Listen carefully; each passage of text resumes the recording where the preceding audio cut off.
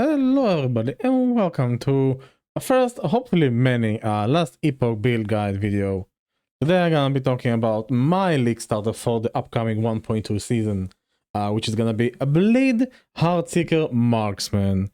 You've probably seen a lot of people getting hyped about the new Marksman skill, Heartseeker, which is pretty much Diablo 2's guided arrow, which you fire a projectile and it homes back to the same target until it dies, and then it seeks out a new target.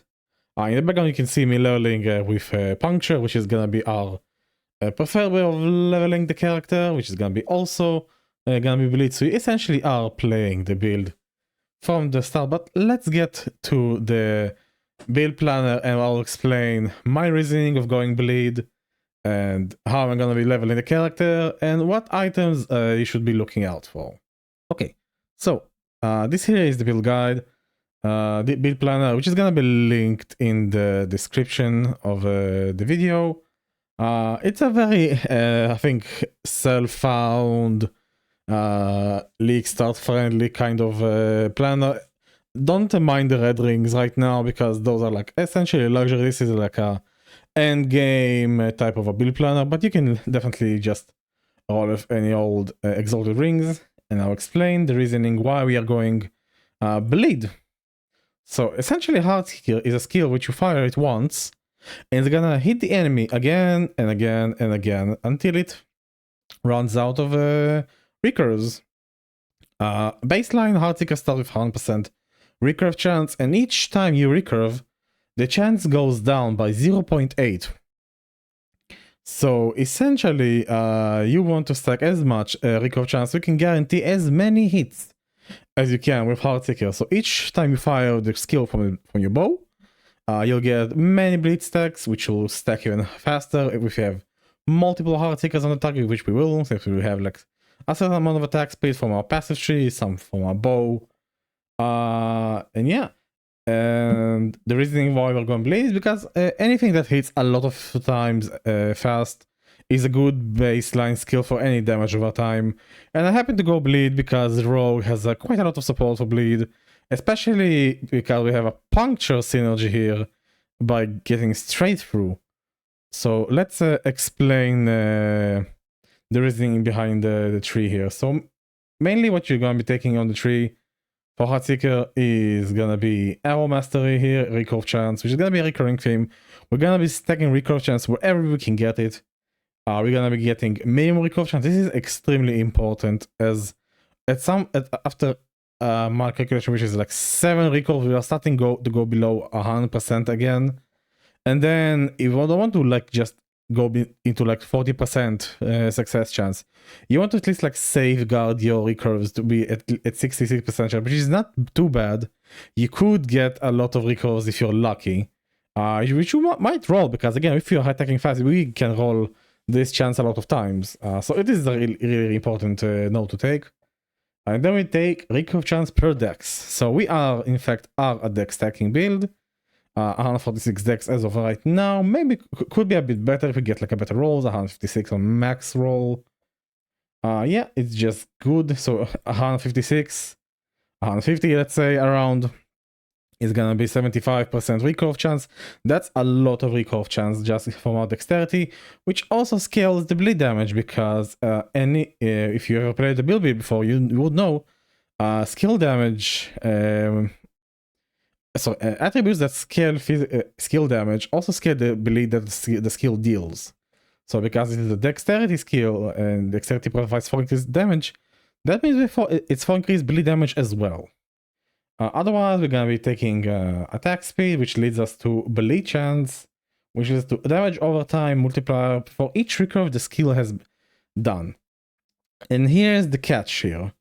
By taking Seeping Wounds, which gives us 15% increased damage over time, which is more damage, right? Per recurve we do up to 8. So we want to get like at least 8 recurves, which is why we're stacking recurve chance, right? And then we also take Bone Piercer here. So even though it says ball damage, which initially would think does not affect the bleed, because it's localized to the skill and we are using a bow, in fact increases the skill damage. So it actually does increase our damage over time as well. So we are actually double dipping from going for recurves. And that means we can also stack this up to 12 times. So again, recurve chance, very important for the build. So by taking both of these nodes, we are getting quite a lot of extra damage by dealing at least like 8 recurves, which is what I calculated earlier before the video. I can also like link, there's a great content creator which I really recommend called The Curse. He made a spreadsheet of Heartseeker. I'll link it in the description. We can like plug in your recurve chance numbers. You'll get an output of the damage you can deal. I'll also link up to his video. He done a great job of mapping out the math behind the skill, which also like really encouraged me to go forward with the build. Otherwise, we're getting Crimson Shroud and recurve. Again, Crimson Shroud, just a good buff to get. We're getting it also from Smoke Bomb, which I'll go over later. But it's gonna be like, it's just flat increased bleed percent. That's really good bleed chance. On the left side of the tree, we are taking, as I said, Bone Piercer, which requires 2 of points of Bloodseeker, which is Health Leech, which is nice. I guess it's some Health Leech, but it's 10% recurve chance, which is also quite nice. Again, a lot of damage here. And then we are going for Expose, which is it's nice. It's Frailty chance. It's gonna armor sharding does nothing for us since we are a damage over time build, and armor does not in fact affect bleed. Frailty chance is gonna just make enemies deal less damage to us. That's always nice. And this is the big one here. So say you throw your Heartseeker into a white mob. Let me just get paint over here. Right, and also let's let's say you're here, and you throw your Heartseeker into a mob, and it starts recurving. And let's say we have like 8 recurves, right? And it recurved 3 times to kill the mob, and now the mob is dead.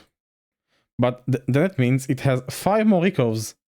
Naturally, it would go usually to the next mob over here or over here. But because we took the node, which means it cannot recurve anymore, right? It no longer sits in targets, and it just uses Puncture for each remaining recurve.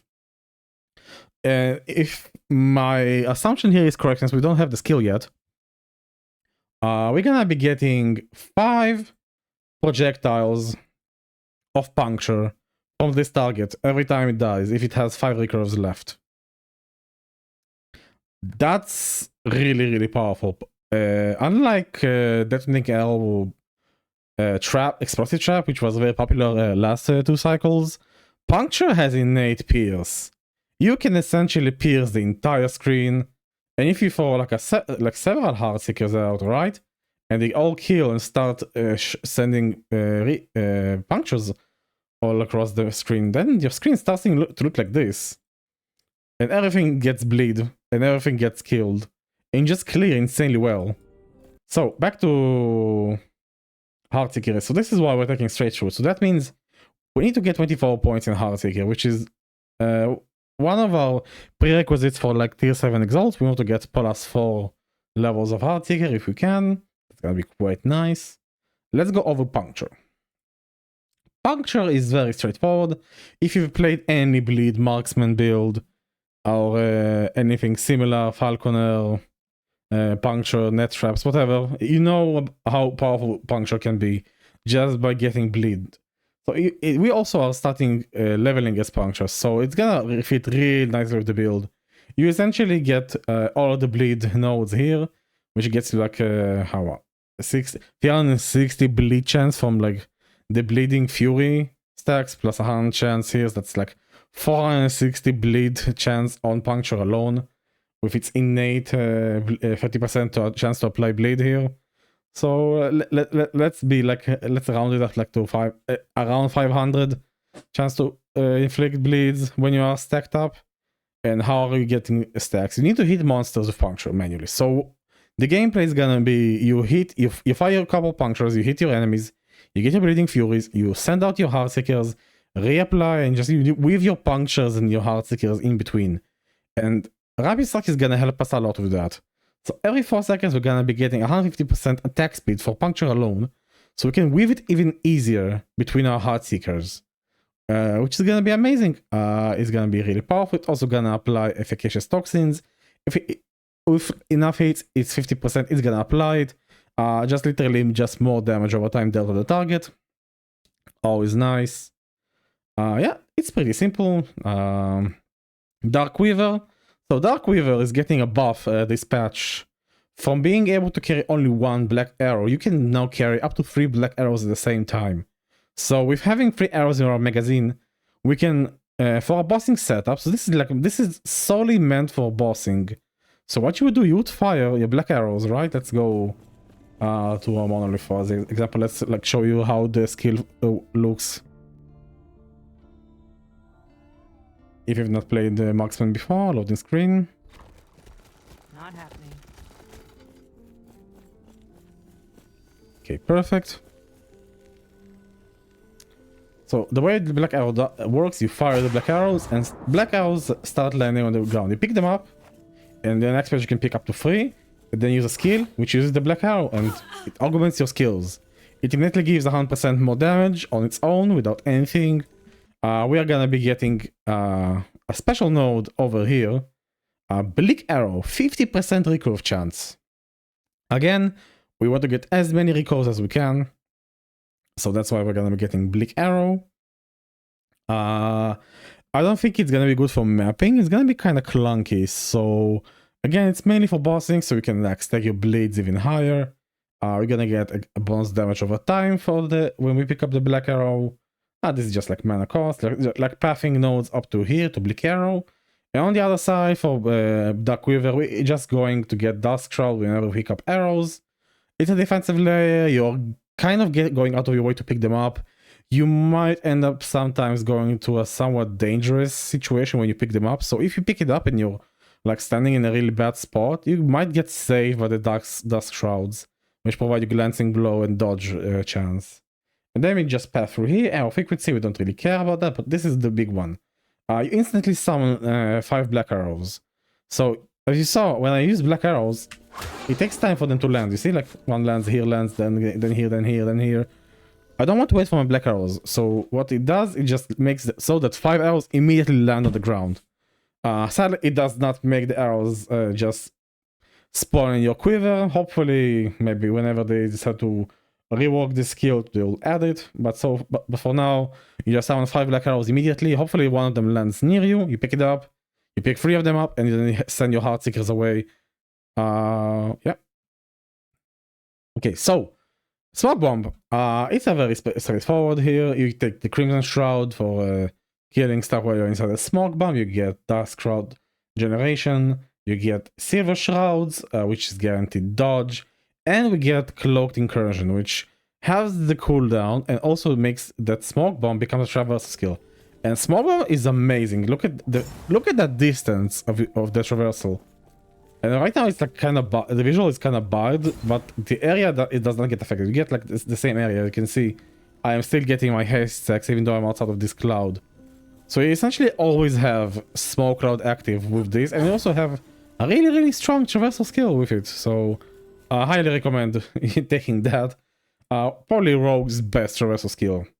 And last but not least is Hail of Arrows. So because we are using Sanguine Horde mainly for the damage over time leech here, which is like probably the best thing we can get on Quiver. We want some survivability. It also has like some health, some mana, but mainly it gives you a big chunk of just to Hail of Arrows and reduces its obscene cost. Hail of Arrows is actually quite an expensive skill without this Quiver here. It's like 55 base mana cost. It's quite insane. So getting reduction of mana cost is gonna be huge. What we are getting here is duration. We're gonna be getting bleed chance. It's again, you only use the Hail of Arrows for bosses, not on anything else pretty much. There's nothing very interesting to say about this skill. But yeah, you just get like more duration. Only one act Hail of Arrows is fine. We don't want to be spamming it anyway, so just like put it on the boss. It's extra bleed stacks. You want extra, it just helps you generate bleeds faster and higher. Yeah, and those are the skills. So yeah, let's go over the passive tree here. So passive tree looks kind of weird because we are a marksman, yet we are only taking 51 points. Bare minimum required here, because sadly marksman tree is not that great compared to the other trees, but yeah, it's still quite nice because we are getting 40% recurve chance from master archer here. So this is like the main reason we are pushing all the way to marksman, mainly for this node. So let's start from the beginning. We have also a leveling path here. We also have a leveling build planner linked down below. As essentially, we are just pathing all the way to disembowel. Disembowel, so my theory is, because again, we don't have access to Heartseeker here, we are before the patch. Every third Heartseeker is gonna be applying 5 bleed stacks. That means either every third recurve does that, which I don't think that's the case. I think that every third Heartseeker you shoot, and then every recurve applies 5 bleed stack. That's 500 chance to bleed. That's huge. So with a decent attack speed, you just stack your bleeds really high, really fast. So we're definitely taking disembowel, dodge and parry. Again, we are rogue. Essentially, is like a very glass cannon class. So getting any defensive layer here is gonna be quite good. We're playing mainly around dodge rating, endurance, and glancing blow. So this node here is absolutely gold. 8 dexterity, pretty straightforward. We were stacking dexterity, we want that. Damage taking while moving. So this is one defensive layer we are getting here. You are essentially gonna be shooting and weaving your shots between your movements. So you should be moving like 80% of the time, maybe 90% of the time. So this actually is quite helpful. Also 25% increased dodge rating, nothing to scoff at. This is only a pathing node, and we get haste on hit. I'm conflicted about this node. I think if it counts for each recurve, then you will have almost always uptime on haste during boss fights. If it's only for the first hit, then I'll respec out of it later. Again, experimentation is required since the skill is not yet in the game. My feeling is every hit means every recurve, so that means if you have a lot of Heartseekers recurving, you're always gonna be having haste during the fight. Yeah. Blade Dancer, straightforward, just for the dexterity and glancing blow. Very good node for the build. Nothing else is interesting here. Falconer, again, dodge rating, and 2 Outlander's Tenacity. So Outlander's Tenacity is really good here because we are getting quite a lot of HP from the gear because we're playing a lot of exalts, not a lot of uniques, as you saw. We are very light on uniques actually, which is really good for a starting build in playing COF here, which I am gonna be playing for the season start. So dodge rating plus 35, it's okay. But the big boy node here is 15% of maximum health gain as endurance threshold. That's a lot of endurance threshold. And we're taking 8 dexterity here. So with this and only one tier 7 endurance mod on the belt, we are reaching 60% endurance on a decent threshold as well. Yeah, I'll check my stat sheet here real quick. Yeah, we have a 940. Like, look, how much is it? Yeah, rogue base stat, 20% of max health plus 537 endurance threshold, and maximum health against the endurance threshold 403. Look at that. That's like so much endurance threshold, right? And then we get like where is the endurance? I think it's like over here, right? I never check endurance. Endurance, yeah, 59% endurance, like 1% off. Belt is the main source of it. We just get like tier 7 endurance. Like one of the few times I actually go for that. And yeah, like the rest of it just comes from, you can get from idols as well. Well, it's these ones, I'm assuming, right? Yeah, these ones. So this is like the enchantments which you can get. You know what? Hold on, let's hold on idols here real quick. So endurance threshold is really good. Again, sorry, first build kinda messy, but yeah. So rogue marksman is gonna be pretty straightforward again. Low attack speed, we want attack speed. We are bleed build, so we want to scale the attack speed. Dodge rating haste after evade, dexterity, and dodge rating debuff on the enemies. So that's really powerful for us. We don't want to be missing. Although Heartseeker is not gonna be missing anyway, because I don't think I went over it. You're taking 1 point in against all odds just so enemies cannot dodge your Heartseekers. 1 value point over there. You don't need any more on that point. Yeah, you're just getting all of the damage over time. Chance to bleed on arrow hit, on bow hit, which is any which is like any recover hit. Also shred physical resistance, which is quite amazing. We're getting concentration and reflection and meditation, mainly because we need filler points to reach Master Archer. We're getting 1 point of Arrowstone covering fire. It's value points. It sometimes can save your ass. Sometimes it's gonna be negligible. Sometimes that silver shroud you get from Arrowstorm just happen to like save you from the arbor of one shot. So yeah, getting silver shrouds like generating is really nice. Ethereal arrows just leads you to Master Archer. Master Archer 2 points, mandatory passive point here. 40% recurve chance is a lot. I cannot state how much this is. This is a lot of recurve chance for 2 points.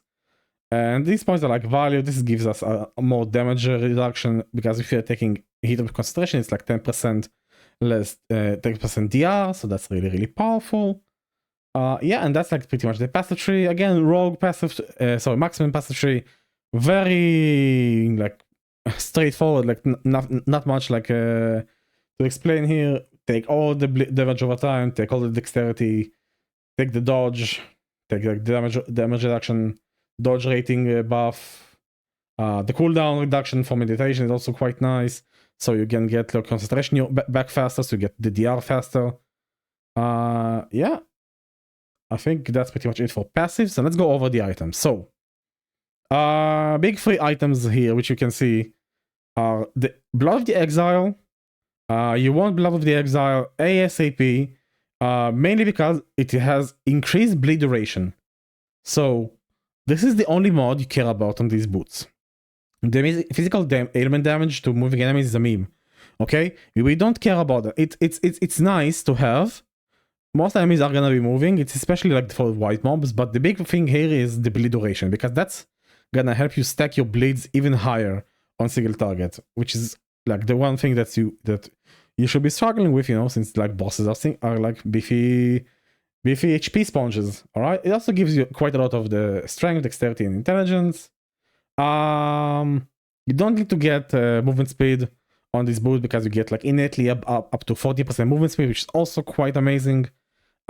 Get these boots as fast as you can. I would even go as far as trying to send them. Another essential item for Endgame is gonna be Valdir's Chalice.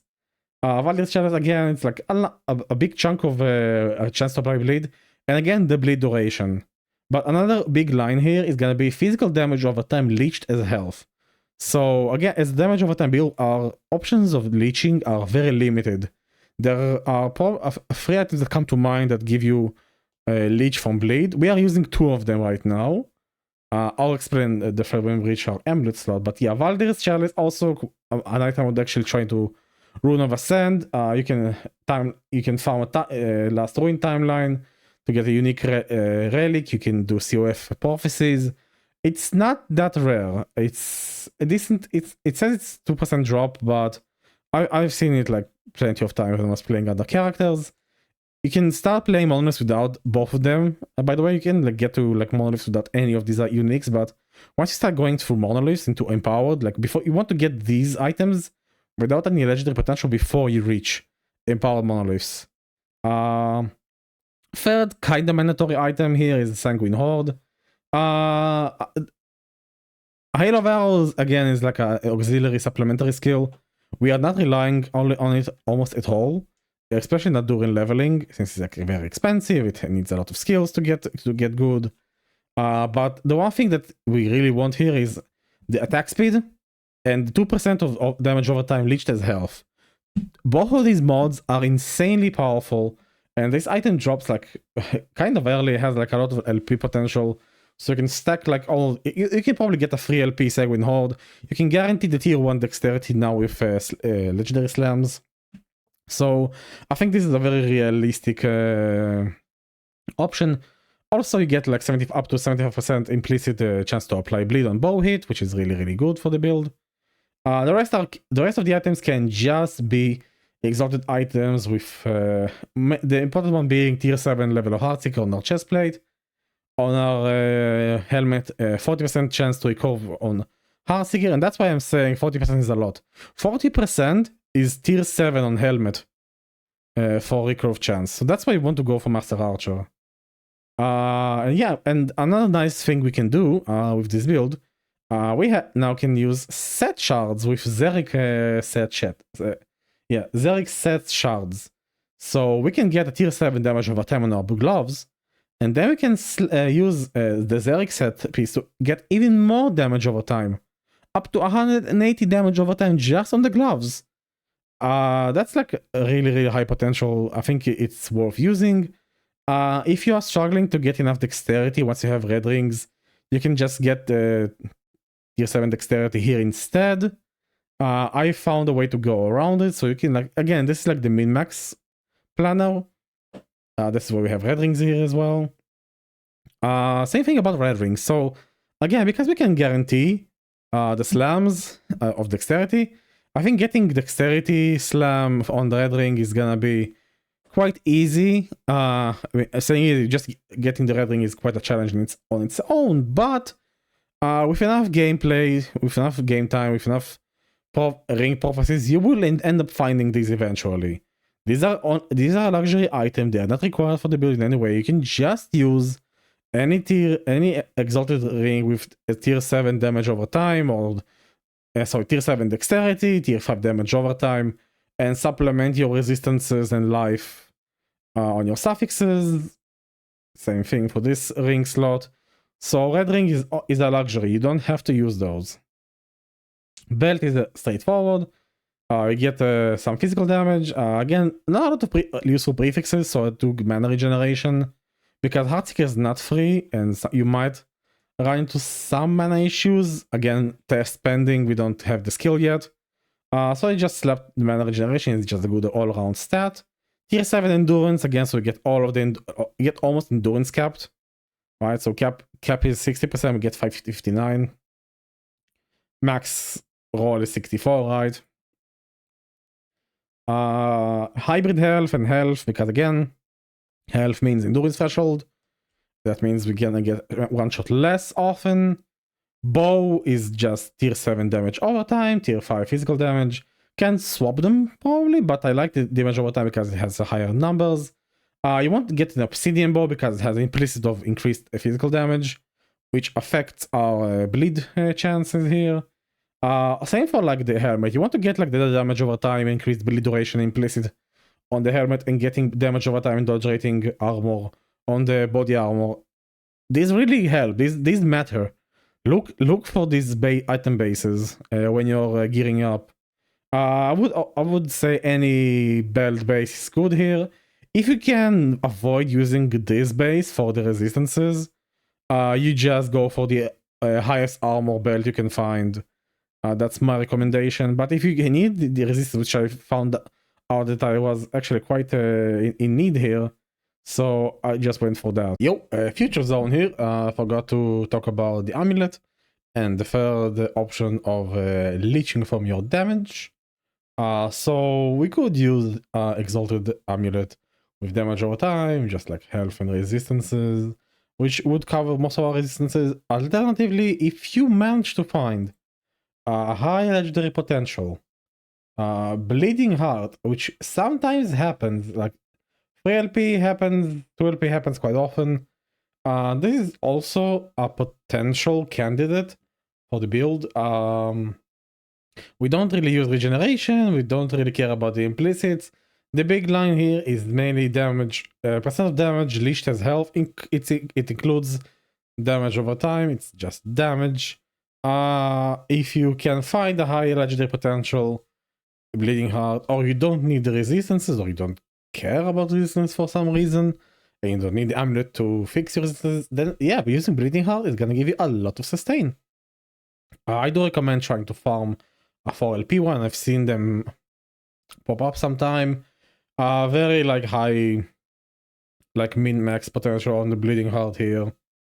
Another thing which I didn't talk about is the glove base. Glove base is gonna be armor, and percent armor mitigation also applies to damage over time. So since we have like some armor, even like this tiny bit here is gonna help us mitigate some of the damage over time, which is again probably still is going to be the most deadliest deadliest damage source that we're gonna be encountering in endgame.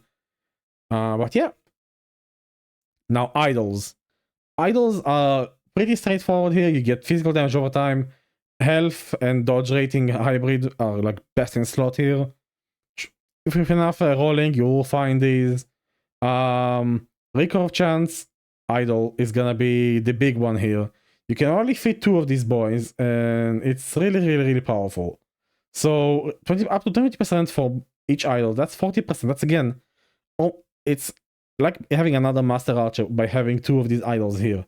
And the second line is gonna be up to 90% physical damage over time. That's insanely powerful. That's a lot of the physical damage over time we're getting from this house. So that's like, this is like your first farm. That's your first target farming idol you want to get.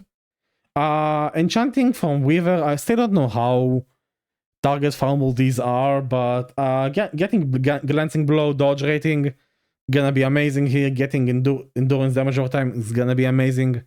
I would prefer getting glancing blow because glancing blow chance is not capped right now, but it's fairly up there. It's 41%. I would try to get it as high as I can. Same thing here. I would enchant glancing blow dodge rating on the smaller ones. It's gonna help a lot. Minor ones, just find damage over time. Any resistance you need. The 1x2s can be health and damage over time, frailty. Whatever helps you with your resistance capping. Blessing wise, very straightforward. Experience, increase quiver drop rate since we use quivers. Dodge rating, increase bow drop rate. Lightning resistance because it helps us cap our lightning resistance. Again, although no, we really do want it. Like without it, we don't really cap the lightning resistance at all.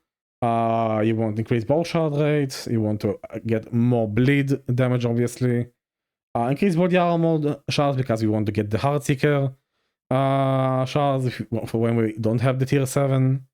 If you are farming something else, then change it, obviously. Physical resistance is also going to be very important here. Dodge rating, again, we are scaling dodge. We are a dodge build, so we want dodge. And yeah, and that's pretty much the itemizations. Future zone here again. One thing I didn't go over here is our real-time effective hit pool here. So I'm gonna link this in the description. This is Last Epoch Tank Lab.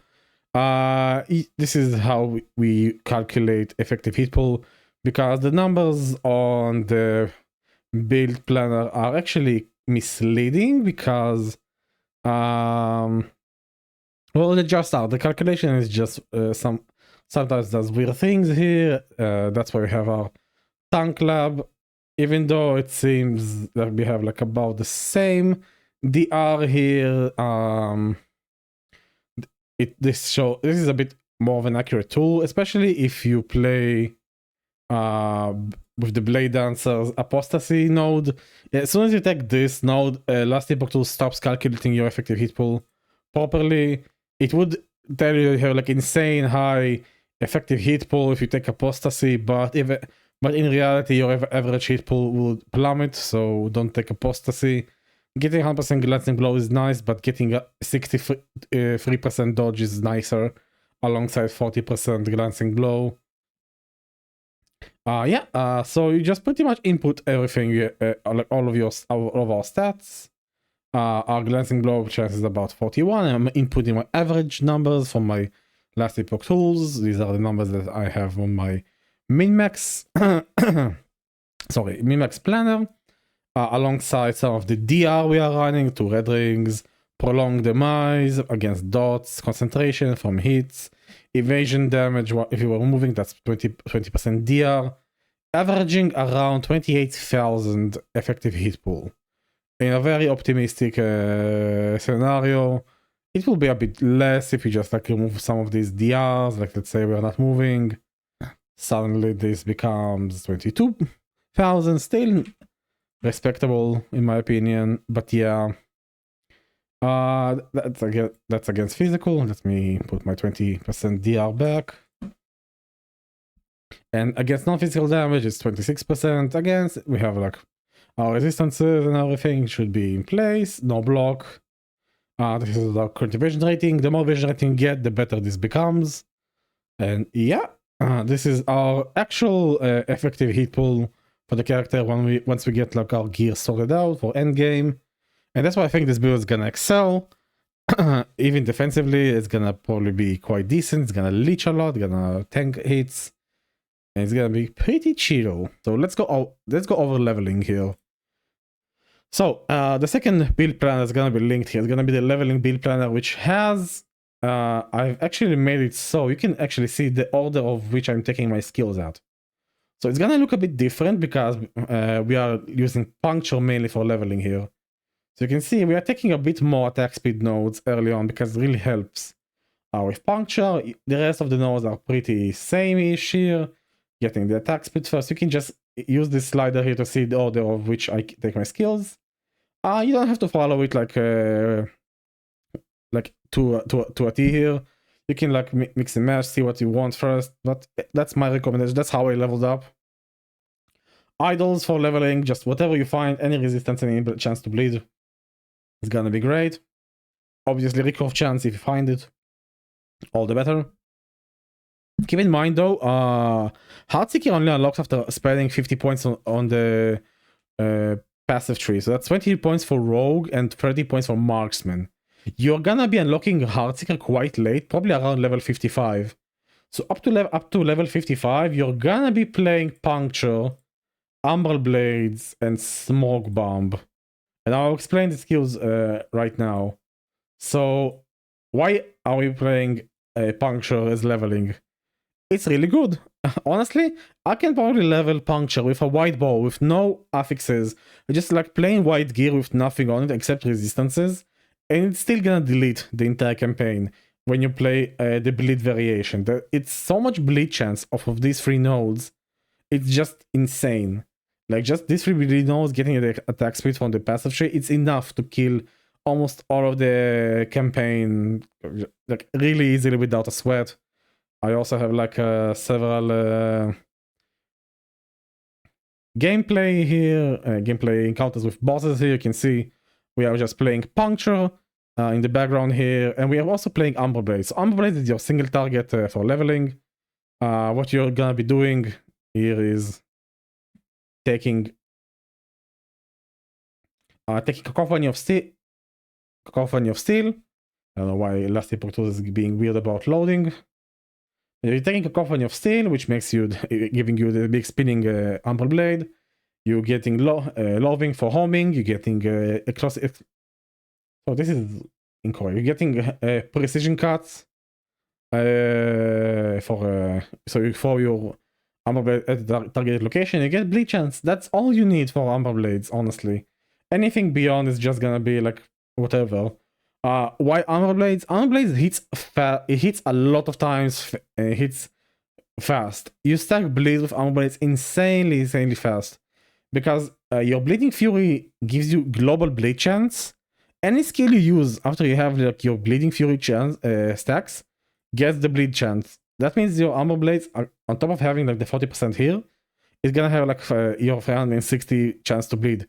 And it's gonna hit a lot of times fast, and you're just gonna stack those bleeds up to 100 like level 30 or something. It's gonna be really powerful.